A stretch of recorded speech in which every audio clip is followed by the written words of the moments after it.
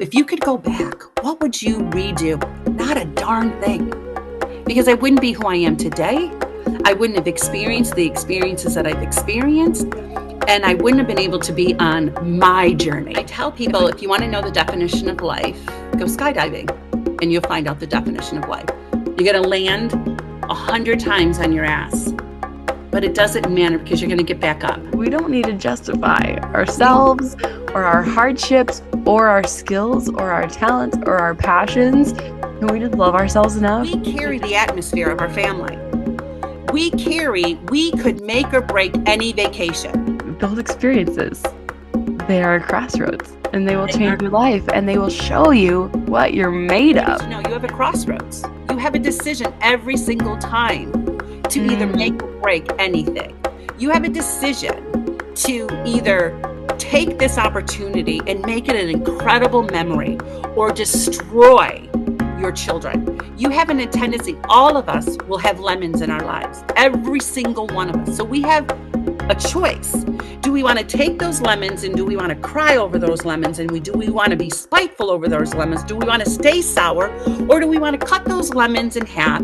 And do we want to squeeze them to make amazing lemonade? It's our choice.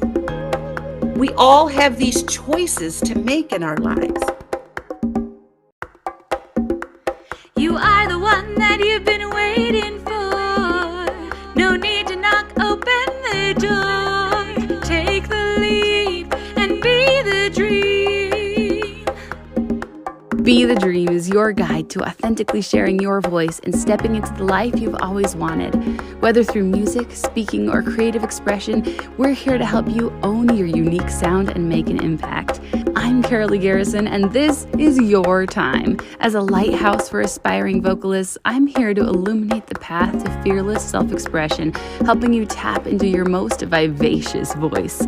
Through powerful interviews and expert insights, you're going to gain the confidence to be heard, be seen, and finally be the dream. Hey guys, welcome back to the Be the Dream podcast. I'm extra excited today because this episode that I'm about to share with you has been stuck in my head ever since I recorded it. Bambi Lynn is here. She is a 2-time author, a blogger, a storyteller, a mom to 6, and a grandmother to 13. She uses stories to tell women that our trauma is not a death sentence, but that it is a first aid kit for others. And I'm just so excited because I know that it won't be very long before Bambi Lynn is just entirely famous for being the most incredible speaker that you've ever heard. She's going to be on all of the biggest stages and you're going to have heard her here first. So I found everything she told me to be life-changing and inspiring, and I have not been able to get these lessons out of my head, and I'm so excited that I get to share them with you here today on my show. Welcome, Bambi, and thank you in advance because you guys haven't heard her yet, but thank you for everything. Bambi, I'm so thrilled for this conversation, especially because before we even hit record, we were just already running, already rocking and rolling. We have so much to talk about. Let's dive into parenting because you are, an experienced parent and now an experienced grandmother. Let's dive into parenting. Let's tell us your best advice, your best wisdom. Oh my goodness. Okay. So I would say that my best advice is to understand parenting. This is my definition of parenting, is that you have this abundant heart and your children come in and tell you how much they hate you and all the pieces of your heart go tumbling down to the ground. Oh. Then 20 minutes later, your children come in and say, Mommy, you're the best mommy in the world. You're so pretty. And your heart gets mended and comes back. And that happens from the time that you hold your precious baby for the first time until the day that they pass away or you pass away. And if you just learn that as parents, that it's an up and down roller coaster ride of emotion, of laughter, of tribulation, and everything else, if we can just understand that. And the older your children get, some of your children are going to love you to the end, and they're going to be heroes in your life. And then you're going to have children in your life that are going to be villains to you. And you have to realize that you did the best you possibly could and that you had never any intentions to hurt them. You had never any intentions ever to show them any kind of hate or animosity or anything. It's just the way the cookie crumbled. And it was your children are your children. When I think about it, when we as mothers, we say, I raised my children all the same way. We didn't.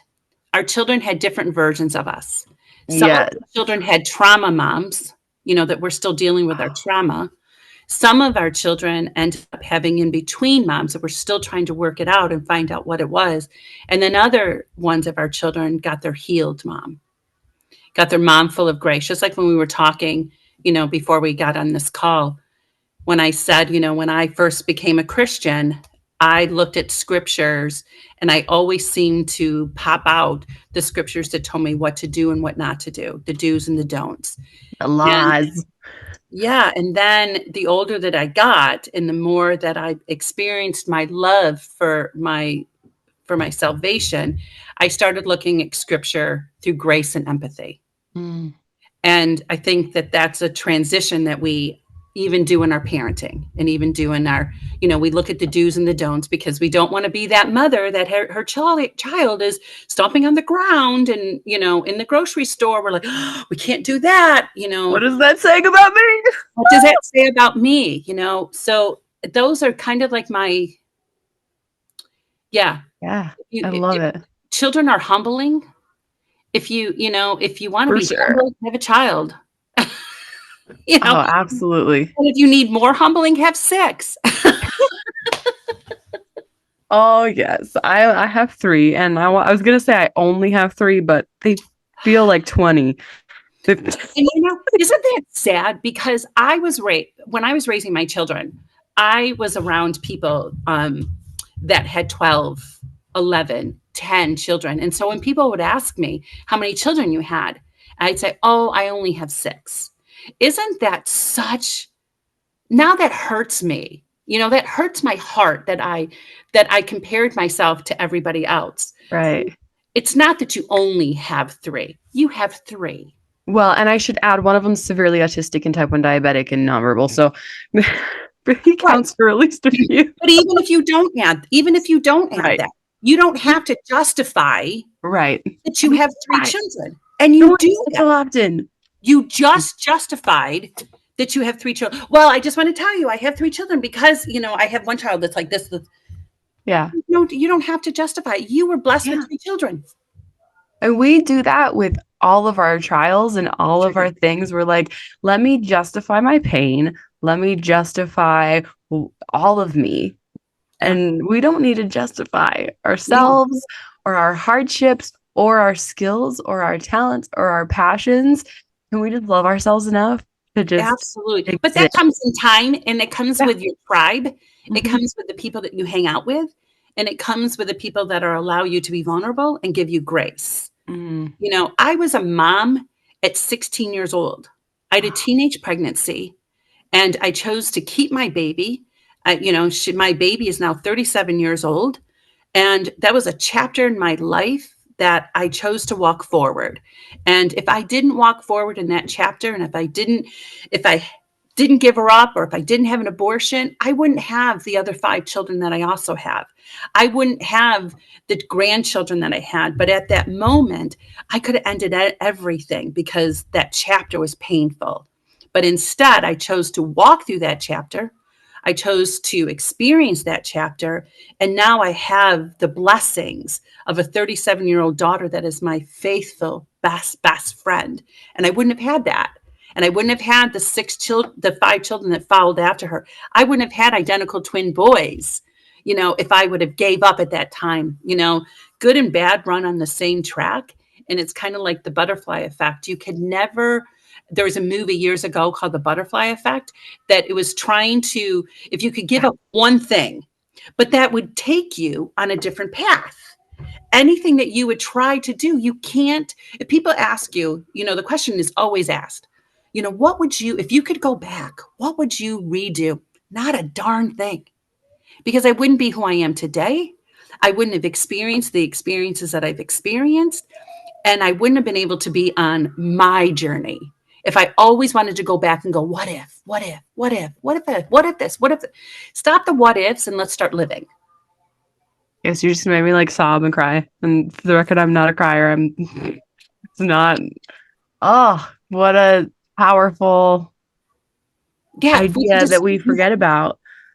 yeah, who would, and then when people say, oh my goodness, you have so many children, yeah, oh, do you plan on having any more? Oh, how did you get up with 6? And you're like, which one of them would you like me to give up? Which one of them would you tell me that I can't, that I shouldn't have?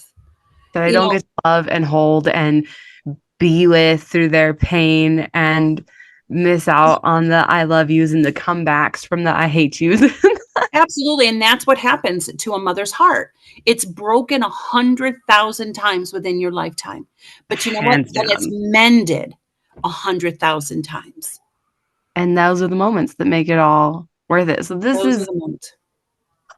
this is all about being the dream. And I want to dive into that moment and that series of moments of when that dream changed because you were pregnant at 16 and how you navigated that.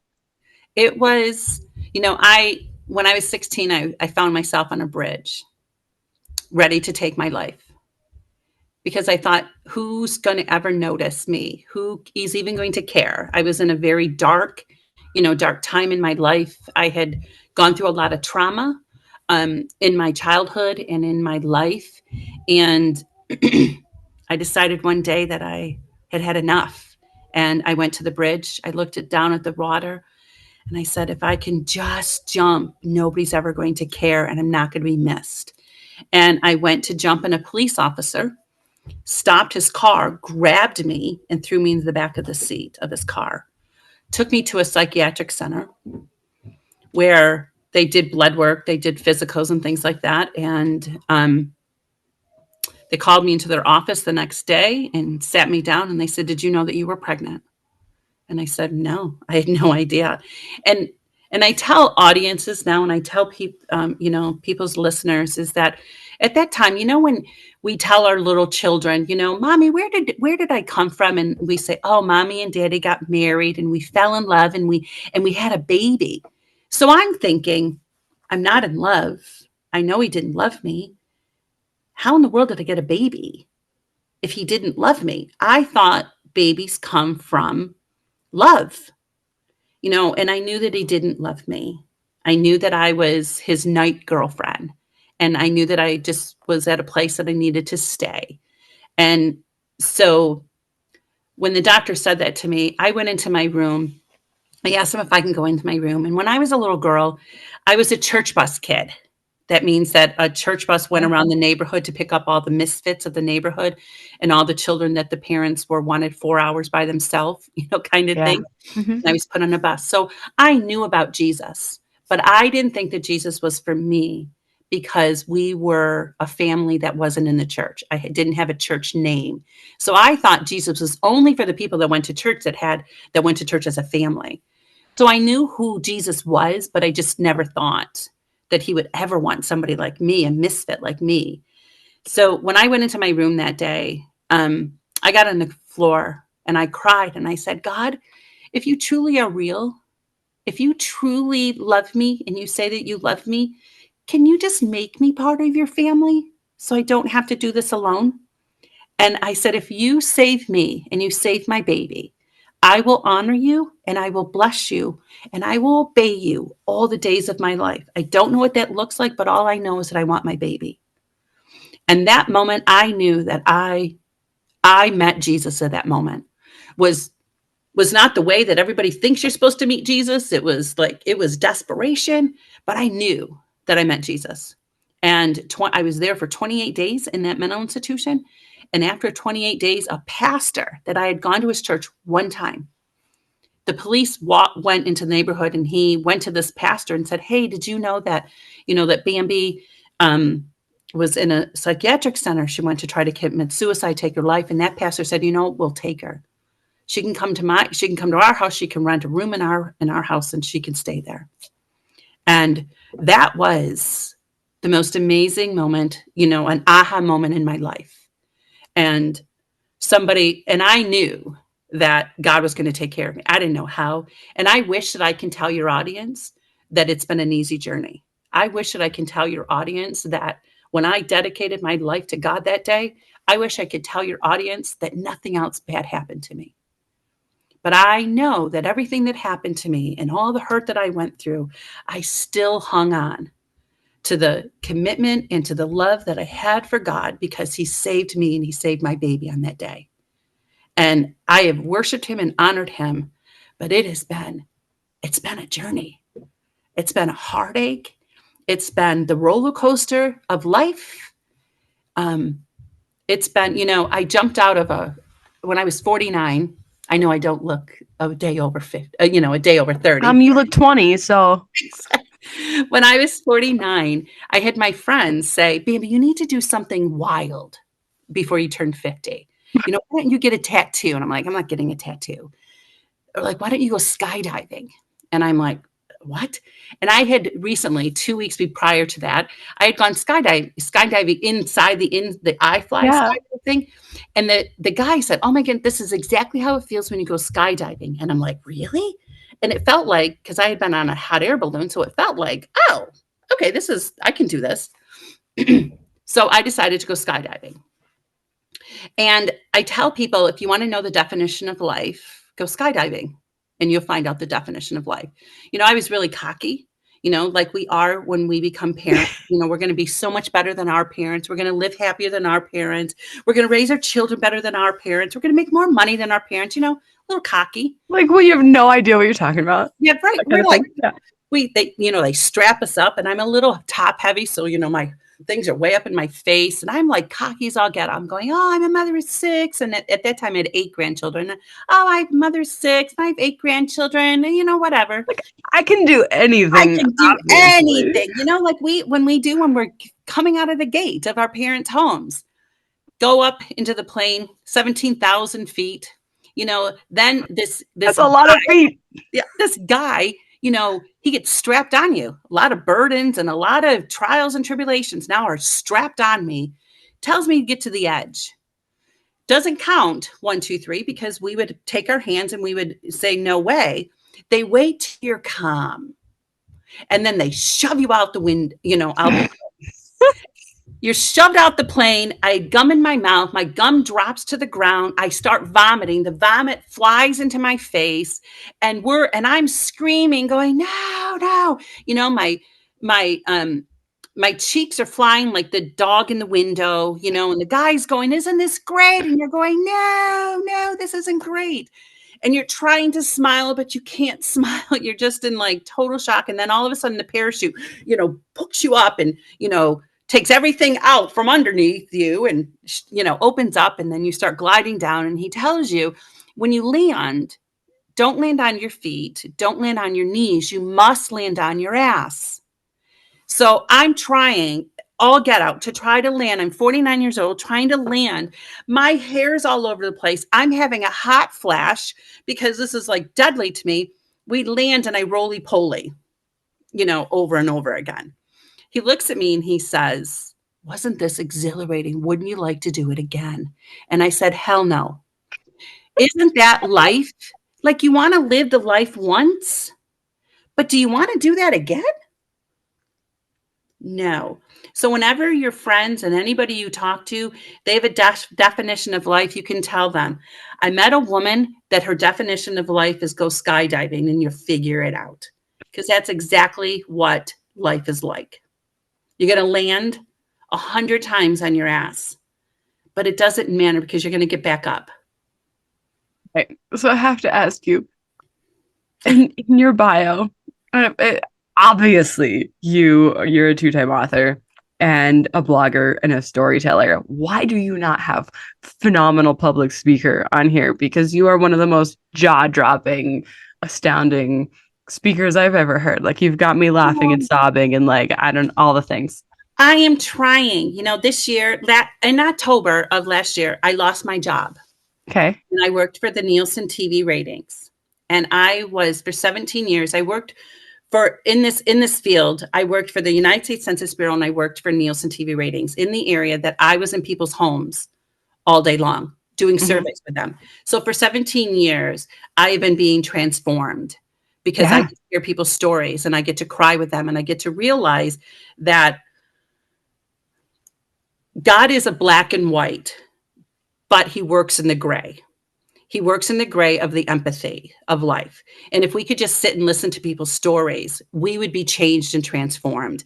Doesn't change what I believe, but it changes how I look at life. I'm writing a book right now that's coming out in June called The God Who Sees. And I'm writing, and it is about 29 different women within the Bible. And one of the stories that I wrote about was the story of Job's wife. Job was the one that Satan Yeah. came. Okay. Here Satan goes to God and says, "Hey, what about your servant Job?" Never says, "What about your servant Job and his wife?" Well, Let's and is this the first wife? Yes. So Okay. let's remember that he never goes to heaven. Satan doesn't go to heaven and ask for Job and his wife. He just asks for Job. But what happens with his wife is that she has to walk beside this. Yeah. She lost all their wealth. So here they got married. They had a relationship. She loses all the wealth. So does Job, but so does she. And she loses all of her children. Yeah. So let's remember that she loses her wealth. She loses her children. So the third thing that happens is she finds Job in a pile that he's covered with boils. So it wasn't that the boils was the first thing. The Yeah. boils were the third thing.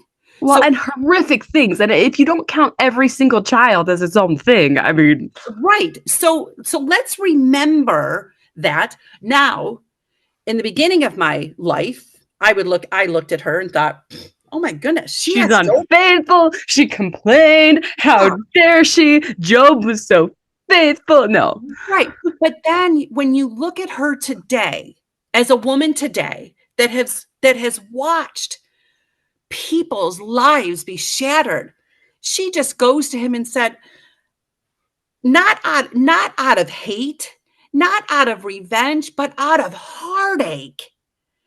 "Job, can't we just curse God and die? Maybe all of this would end." And Job thought, he thought that maybe he could. But did you ever see in scripture, and this is what I want women to understand, is that it never was in scripture that Job said, "Hun, sit down with me. What are we going to do if we curse God? Where else are we going to go?"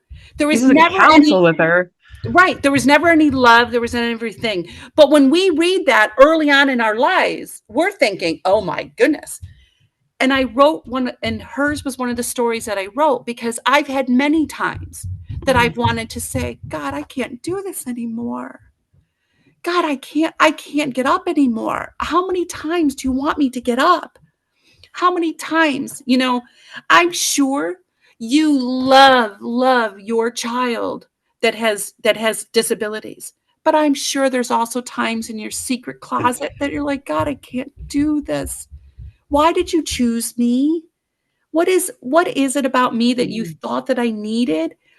We begin to start having empathy for people to be able to meet at the cross. Yeah, where was I going to go? There was nowhere else I was going to go. And there's nowhere. Job decided, "I can't curse God and die." And she walked away. Her grief was so intense. She didn't lose just one baby. I have a grandson that was passed away hours after he was born. And and his name was Isaac. And I got mad at God because, "God, you gave Abraham a ram. What the heck? Why couldn't you give us a ram? Why couldn't you give us?" They named him Isaac. Why couldn't you have done that for our family? And I think that the longer you walk in your faith, the more that you grow empathy and the more that you also grow love. You grow love for what God has in store for you, and you just can't give up. But my book, The God Who Sees, is about, all these women, in the Bible. I wrote a story about Lot's wife, Lot's wife, the one that she turned into a pillar of Yeah. salt. But you know what? But Lot went to Abraham. Abraham said, "You can have any land you want. Anywhere you want to go, you can have." And Lot chooses a city that has already been established so he can sit at the gate and be a politician. Didn't ask her. She had 4 children, in Sodom and Gomorrah. She had to take care of everything in Sodom and Gomorrah. 2 of her children married men in Sodom and Gomorrah. Lot didn't ask his wife. She had to take care of it. She built relationships. And then, God couldn't find even 10 people, before he was going to destroy Sodom and Gomorrah. And he calls them out. He calls them out of the city and he tells them, don't look back. Okay, when I first read that story, when I was a young Christian, what the heck? She totally disobeyed God. But we don't hear the rest of the story. She had 2 How children. could she? Right. She had 2 children still left back there. And their families and her grandchildren. There wasn't any grandchildren. The Bible doesn't tell you that. But here she turned back and she turned immediately into a pillar of salt. Now, my children my sons get upset with me because the end of my story in my book that's coming out is that I'm not trying to be unbiblical. I'm not trying to whitewash, but a pillar of salt. Could that pillar of salt be God and her tears that had fallen on that day?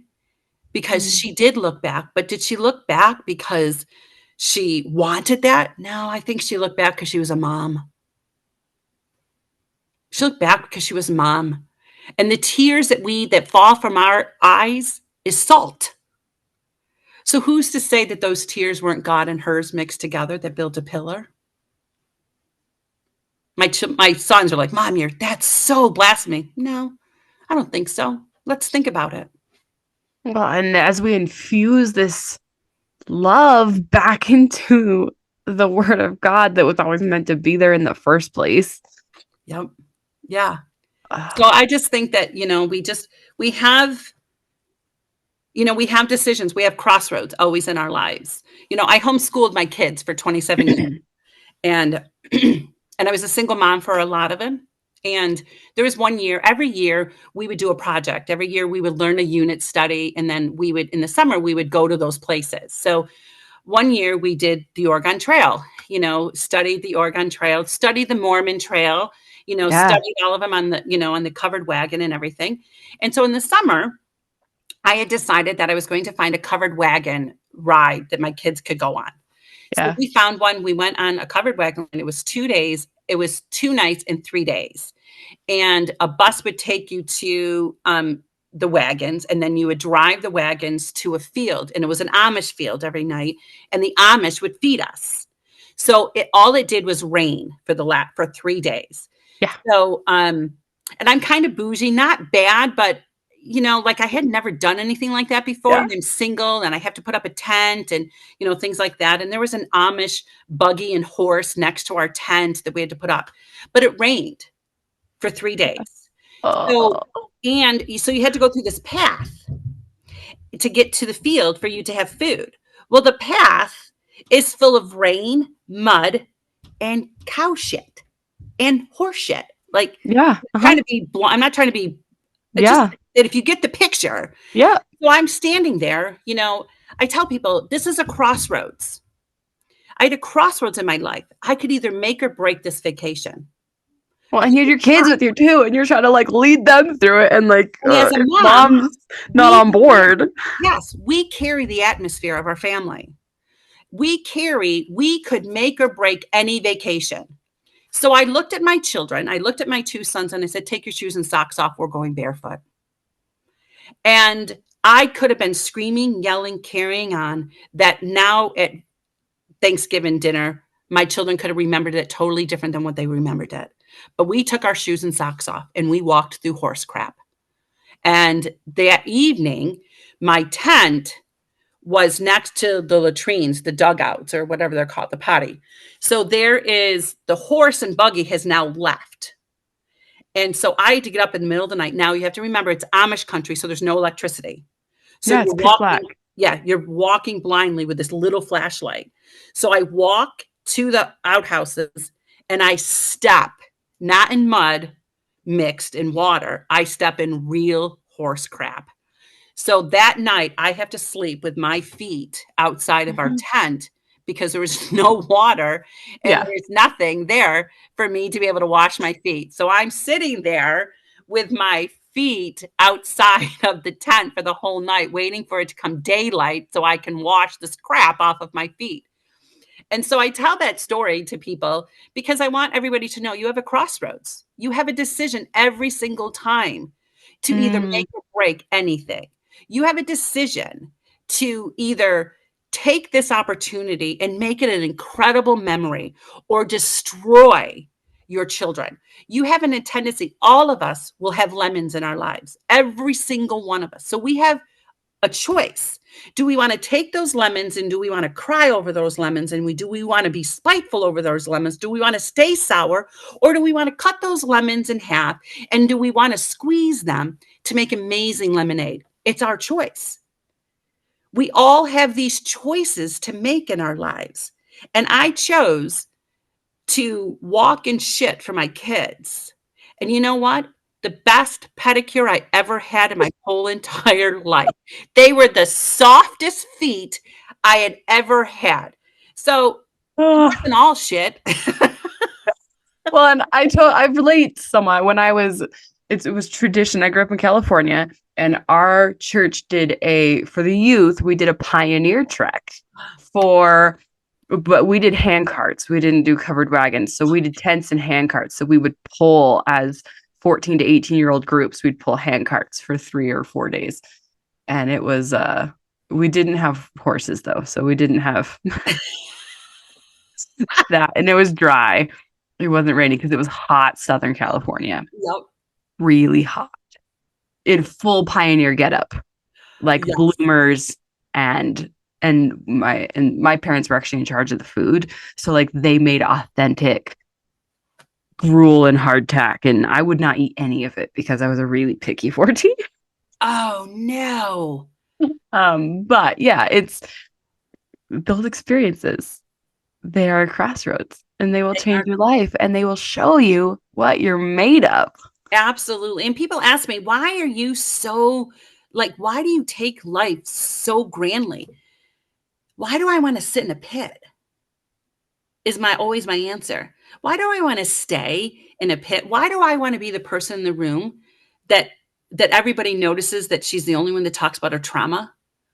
Why do I want to be the person in the room that everybody's going, okay, she's going to tell her story again. All right, we're going to hear again that she was sexually abused. She was raped. She had domestic violence was a victim of domestic violence. She had a husband that was slept with other women.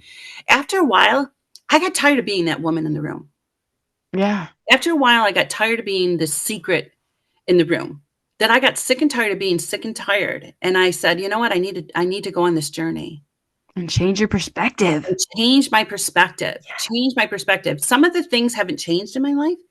Parenting was really difficult because I was trying to outdo my mom because my mom wasn't really good at showing affection, showing love, and showing things. So my children tell me that I was a performance mom, which really hurt me a lot because I never wanted to perform. I only wanted them to never feel like I felt like when I walked into a room. I never wanted them to ever feel any kind of no love. So I did do everything, over the top because I just wanted them to know how much I loved them. But I realized when they told me that, when they said, Mom, you were such a performance, everything had to be a performance.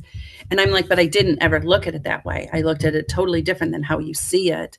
And I had to really repent because I'm trying to be something different. And I ended up being the same thing, but just in different manners. I ended up hurting some of my children, through the process of finding myself. I ended up, hurting their perspective, now that they're older, some of them are walking through some of the things that I walked through, because it's very difficult to homeschool, to be the best mom you can, to represent Christ when you have somebody in your household that is tearing you down, that is not building you up, that is screaming at you unseen information. And it's hard for you to continue to be a mom when you're being victimized. our children suffer greatly, when the household is not in harmony. And Yeah. and not every household is in harmony. And I just, even for your audience, sometimes they hear stories like mine and think that I had a perfect life. It's just, I didn't have a perfect life. I've just already walked through it. Yeah. And I'm on the other side. Nobody's perfect. And if we could be a fly on everybody's wall, we would find that there is so much hurt within the four walls when we're trying to find safety. I do remember when my second husband finally left, I was a victim of domestic violence 2 weeks after we got married. And I remember when he left that I took down the curtains in my front room, and it was the outside, everybody can see it, but I took down those curtains because it was a representation that I didn't have to hide anymore. I didn't have to hide what was happening in our house anymore. I didn't have to hide trying to be perfect. And those curtains came down, and they stayed down for 2 years. I didn't put curtains back up for 2 years because I wanted to feel free. And I felt like taking down those curtains gave me freedom because anybody could look into my house now and see that there wasn't abuse anymore, and that my children were now safe. And we were sitting around the table learning together, and we were safe. This is amazing. I could listen to you talk forever. As we wrap up, tell me how we can find you and follow you and get your books. Oh my goodness. Read your blog. Yeah. You can go on healingthroughstories.com, which is all one word. I do blog every week. This week that's coming out, I wrote an article for for a magazine on the abuse that I had gone through, sexual abuse I had gone through. That's coming out tomorrow. Oh, today is Friday, isn't it? Yes. It's supposed to come out today. Instead, it's coming out tomorrow because I thought tomorrow was Friday. Oh my word! And my books are on my blog too. And I also did start a program called Healing Through Your Stories to Find Your Purpose. And it's an 8-week program that I set up for people to take a journey of finding themselves and using all 5 senses. So, because I am a storyteller and I love to tell stories with objects. So it is an 8-week program. It's $240, but 40 of it is me sending you a box of things that you would need. And so it's only $25 a week. So I am looking for new clients for that. Speaking engagement, you can also go on my website too, healingthroughstories.com. I do sell both of my books, and I do have t-shirts that I sell. It says My Story, Your First Aid Kit, as a conversational piece for people to start talking, about their past and about their traumas, to be set free. So I am always looking for speaking engagements, because that is my goal, is not to find a 9-to-5 job anymore, but to be able to do one-on-one coaching and also have speaking engagements. So just go on healing. And right now, if you go on healingthroughstories.com and subscribe, there is a 10% pop-up that comes up that you get 10% off of any order, except for the 8-week course, but you get 10% off any order that you put through. So just go on healingthroughstories.com. Amazing. Thank you so much. You are so welcome. Thank you for joining me for this episode of the Be the Dream podcast. In the show notes, you're going to find links to be a guest on the show, the free Jumpstart Journal, and a place to book your free 15-minute one-on-one coaching call where I will guide you on how to step more fully into your dream. Don't forget to share this episode with a friend. Let them know that you're thinking about them, and let's share inspiration with as many people as we can. We could all use a little more motivation. See you next time, and until then, remember to be the dream.